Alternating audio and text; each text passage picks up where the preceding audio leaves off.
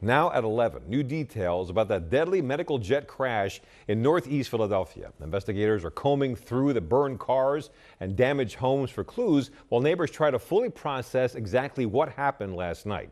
The latest on the investigation into what caused that aircraft to go down just moments after takeoff.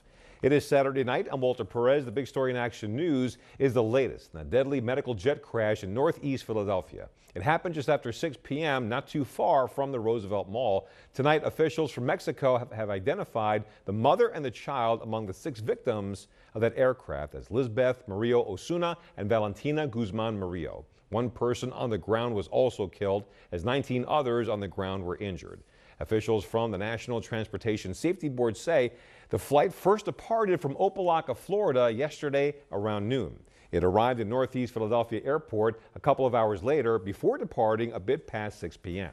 It climbed to about 1,500 feet before plummeting back to the ground. The flight was headed for Missouri before continuing to Tijuana. We have team coverage on the latest developments. Action News reporter Brianna Gallagher has an update on the injured victims. Katie Catro spoke with witnesses, and Brianna Smith has the latest from officials investigating this crash. We begin with Brianna. Walter, the NTSB classified the crash as an accident, and you can see flashing lights behind me. First responders and experts from the local to the federal level have been on the ground for more than 24 hours now, searching for more potential victims, assessing the damage and collecting evidence. The NTSB says this could take days, even weeks, for this process, and right now they're on the search for the jet's black box. The entire flight lasted less than a minute. We have a lost aircraft. We're not exactly sure what happened. This video shows the massive explosion in a busy thoroughfare after a medical jet crashed near Roosevelt Mall in northeast Philadelphia just after 6 p.m. on Friday. We were looking at GPS data on the aircraft, a slight right turn followed by a slight left turn, and then a steep descent towards the ground where it crashed. The NTSB says Learjet 55, operated by Jet Rescue Air Ambulance, was flying to Missouri from the northeast Philadelphia airport.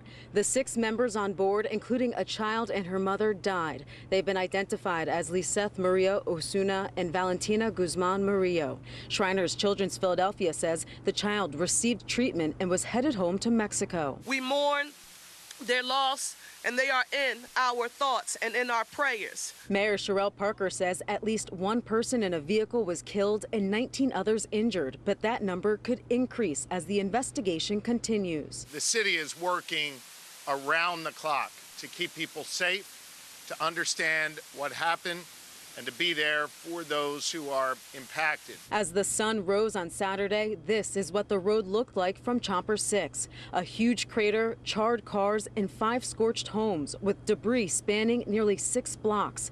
The NTSB says now they're desperately searching for the cockpit voice recorder. Hopefully, once we can find it, that's the biggest question right now. We can take that back to our lab and evaluate it. I encourage everyone to stay out of the accident site. It's very dangerous. Yeah, and that black box is an important part of the investigation. So if you see debris, do not touch it. Instead, call the NTSB or 911. Also contact 911 if you know someone who is missing. Now, as for the investigation, we expect to learn more details from city officials late tomorrow morning. Live in Northeast Philadelphia, Brianna Smith, Channel 6 Action News. Walter? Okay, Brianna, thank you. The Mexican consulate and Jet Rescue Air Ambulance are working closely with local and federal authorities as they work to identify all the victims from the plane crash. A few families have been trying to identify if their loved ones were in the plane. Our condolences go to the family of the patient. It's just heartbreaking. The president of Mexico, Claudia Sheinbaum, released a statement saying, quote, she mourns the passing of 6 Mexicans in the aviation accident. Action News reporter Brianna Gallagher joins us live from northeast Philadelphia with an update on the conditions of some of the bystanders injured as the medical jet crashed. Brianna. Yes, Walter. Well, there's still a lot of unanswered questions here tonight in terms of fatalities and injuries. But earlier today, we spoke with the mother and father of a 10-year-old boy who is believed to be one of the very first patients who have arrived at Jefferson Torresdale Hospital last night. My baby in there. It's hard. See him like that. As a mother, what am I supposed to do? But he's good.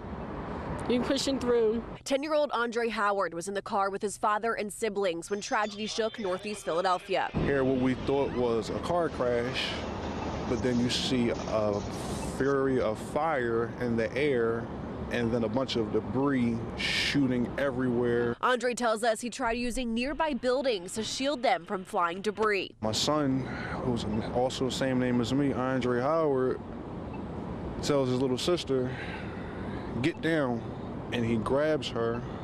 I hear the glass shatter, I turn around. There's a piece of metal sticking out of my son's head from the plane. A Good Samaritan took the shirt off his back to help apply pressure to Andre's head. Then a Philadelphia police officer rushed them to Jefferson Torresdale Hospital, where the boy underwent emergency surgery. They pretty much told us my son wasn't supposed to make it. Jefferson also told us that they didn't do children trauma surgeries, but they did for us, which was nothing but God. Authorities say at least 7 people are dead and 19 others are injured, including Andre. Doctors initially told him that his son would never walk again, but after being transported to CHOP, Andre has made miracle strides overnight. To face death yesterday and speaking today, stepping up for his little sister like I trained him and his other brothers to do, off of instinct, he's my hero. He's strong. He's a jokester, but he's strong.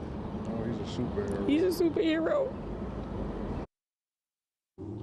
Now his mother tells me that his team of doctors and nurses are working around the clock to keep him stable and comfortable. Meanwhile, they'll be taking things day by day and continuing to pray for little Andre's full recovery. We're live in Northeast Philadelphia tonight. Brianna Gallagher, Channel 6 Action News. Walter. Just such a tragic story. My goodness. All right, thank you, Brianna. Well, the city of Philadelphia is providing residents with resources during the crash investigation. Mental health services are available through the Department of Behavioral Health and Intellectual Disability Services. The Red Cross is also helping neighbors file claims for property damage. And local businesses can reach out to the Department of Commerce for any operational challenges. Once again, a community in shock after that jet crash in a busy area packed with people shopping and eating out at local diners and restaurants. Many people are still trying to process exactly what happened. One person says he heard a loud bang and then his house started to shake. Action News reporter Katie Catro joins us live from Northeast Philadelphia, where she spoke with witnesses. Katie. Walter, people who live in this densely populated part of Northeast Philadelphia are saddened, horrified, and still trying to come to terms with what happened yesterday. We spoke with neighbors who described the sheer magnitude of this tragedy in their own words. People go to the movies, and to me, this is not a movie. This is for real. I mean, something that is devastating, a tragedy. And I live, like I said, I live a few blocks away, and I still can't believe this is my own backyard. And this is a sad situation. Daylight gave those who live in the area surrounding Cottman Avenue and the Roosevelt Boulevard a glimpse at the chaos and tragedy that played out in the sky and on their streets. This is a tragedy, and it's devastating to even look at it. People were driving, shopping, and inside restaurants when the medical jet crashed. We see like a big fire, explosion, and we was sitting in a chair, and we fly from the chair. Waleed Goma says he was terrified. If you're there, you was scared. You're gonna scare.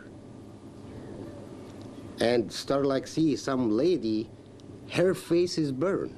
Debris scattered for blocks from the impact. Goma says he found some on his car. I took my car because I have debris in the car. My car windows broke, the back one. I took it to the police station. DJ Thorpe walked out of the Roosevelt Mall just as the crash happened. I was over here in the mall shopping, came out of Macy's. All I seen was a big explosion. People here say this is a day that will live in their memories forever. I'll remember the date, January 31st, 2025. Now, Mayor Parker is asking for people to stay away from this area to give crews the space to do their job as the investigation continues. Reporting live in Northeast Philadelphia, Katie Catro, Channel 6 Action News. Walter? All right, Katie, thank you.